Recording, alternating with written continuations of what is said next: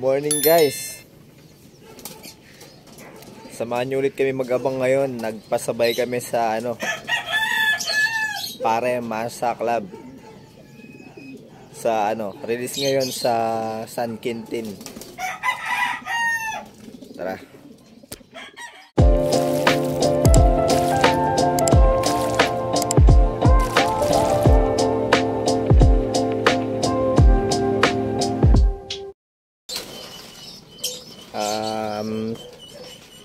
Time check natin 7:30 na Naasahan natin yung mga ibon. Mga alas 8 darating. Tapos yung off color natin nakasali ng pooling pala yun. Off color category. Maganda yung panahon ngayon, mainit. Sana makauwi agad yung mga kalapati natin. A few moments later. Time check guys, 7:40 may nag-clock na raw dalawa. Ang speed nila 1-2. Ang bilis ng ibon nila.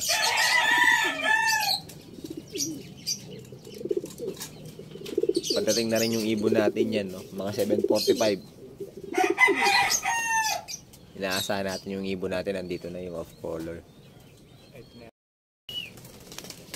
And guys, ang daming dumadaan nyo yun, Guys, ito na yata yung off color natin.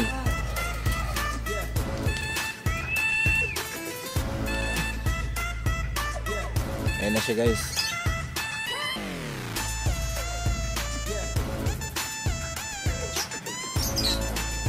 Ayan sabi ko sa inyo, unang darating yung off color natin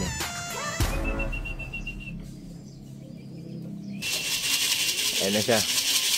Baba. Baba.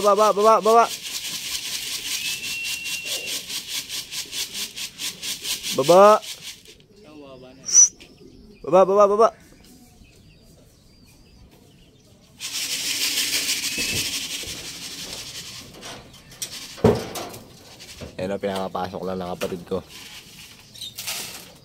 Lagay mo yung pares niya sa sa viewing.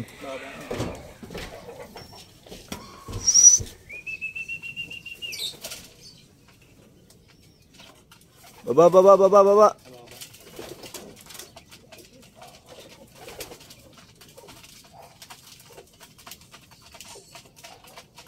Ayan na, bababa na siya.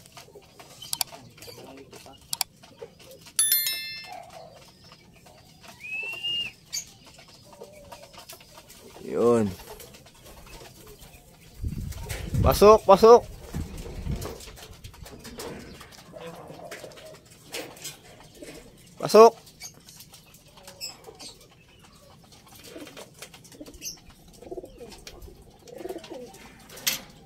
Yun, nice.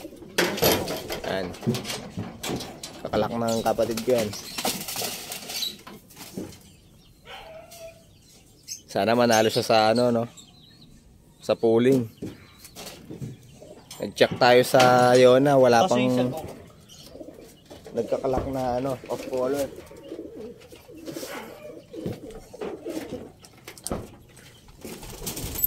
Ano tayo ni scratch?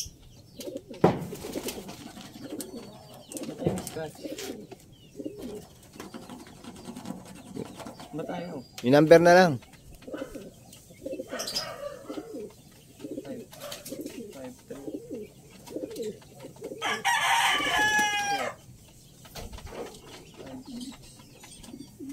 Hindi pala yun.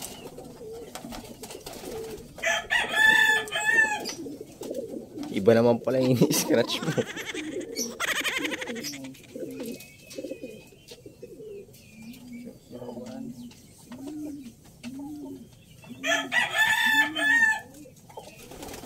Ayun na.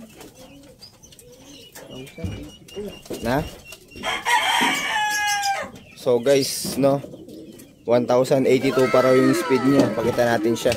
Ayun siya guys,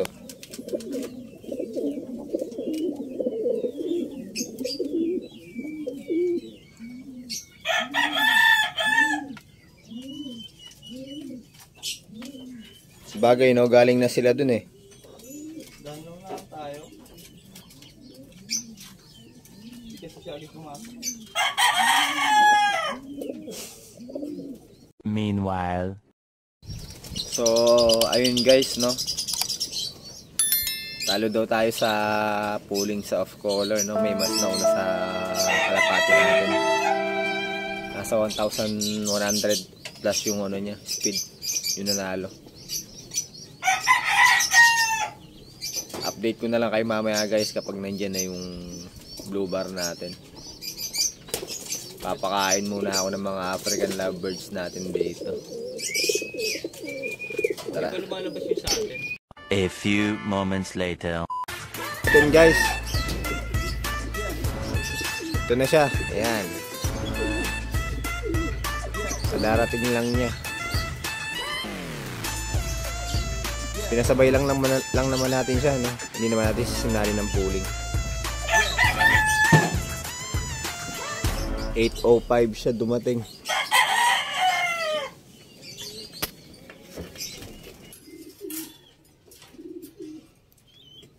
So guys, ito siya, no? Niwalay muna natin, tapos binigyan natin ng electrolytes para madali siyang makabawi. Mamaya na natin siyang konti pakakainin, no? Yan na lang muna yung bibigay muna natin sa kanya. Kung okay naman siya, malakas naman yung ibon.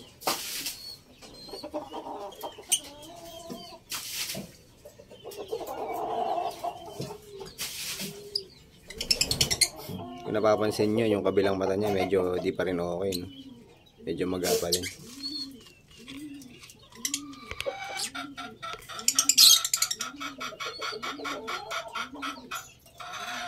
Five minutes later. Paparonda na kami guys. Dito na rin yung mga kalapati natin.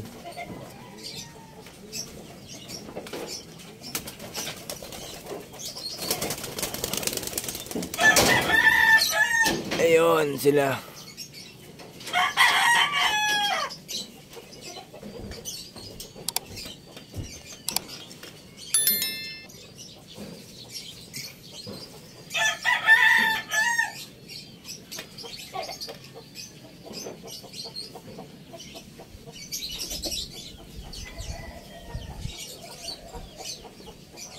Mamaya pa yan sila bababa guys. Yung mga nakatambay dito, mga sibong lang yung mga yan.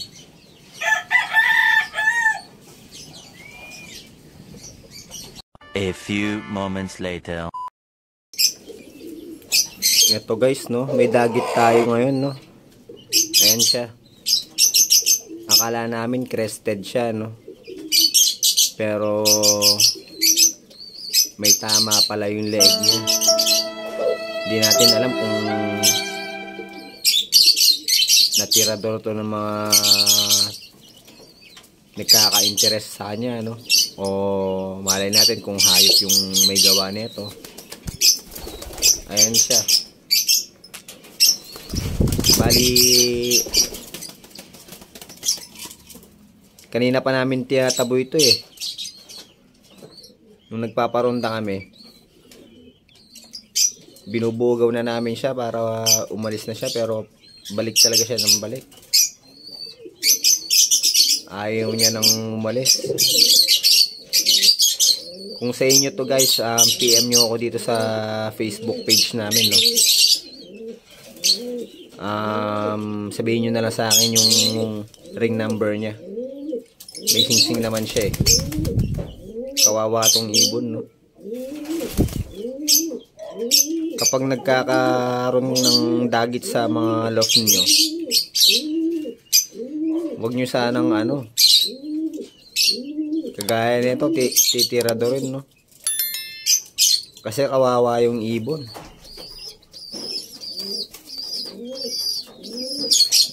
Hindi mo naman alam na yung nararamdaman ng ibon, syempre. Nahihirapan yan, syempre, no? Malaki yung sugat niya sa leeg, sa may batok niya. So, ayun nga guys, no, kapag sa inyo to, message nyo ako dito sa FB page namin. Eto guys, no, pakita ko sa inyo yung sugat niya. Medyo malaking sugat niya eh. Pero ano na siya, magaling na, medyo tuyo na. Kaya lang kawawa pa rin yung ibon, no? Ang ganda pa naman, no?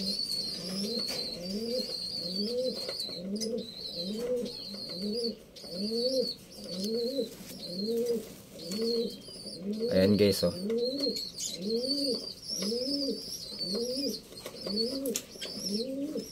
Ang laki ng sugat niya dito sa batok niya. Kawawa naman yung ibon, no?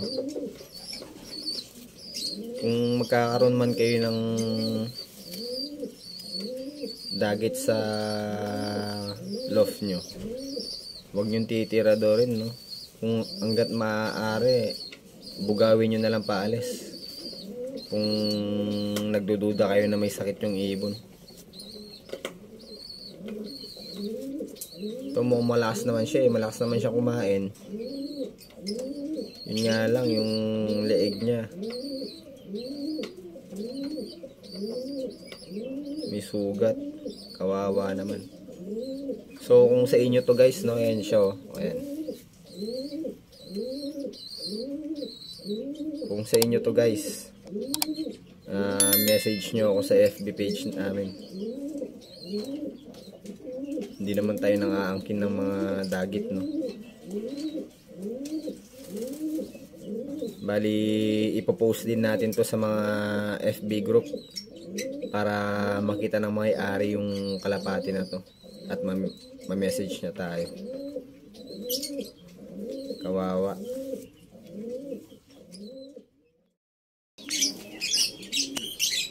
So, ayun nga guys, no? Message nyo ako sa FB, no? Kung sa inyo tong kalapati na to. I-recover natin to ng 3 days, no? Kapag wala pa rin nag-claim sa loob ng 3 araw, pakakawalan na natin tong kalapati na to. Kawawa naman, sobrang payat. Bali, kahit makabawi man lang siya ng konti sa katawan niya, saka natin siya pakakawalan. So ayun guys, no, mabilisang video lang talaga to, no. Papakain na ako ng mga kalapati niyan, tapos hanggang dito na lang yung video natin, no. Huwag niyo sana kalimutang mag-follow sa aming Facebook page at mag-subscribe sa aming YouTube channel, no. Maraming salamat mga kalapati at mga kaibon. Ingat and God bless.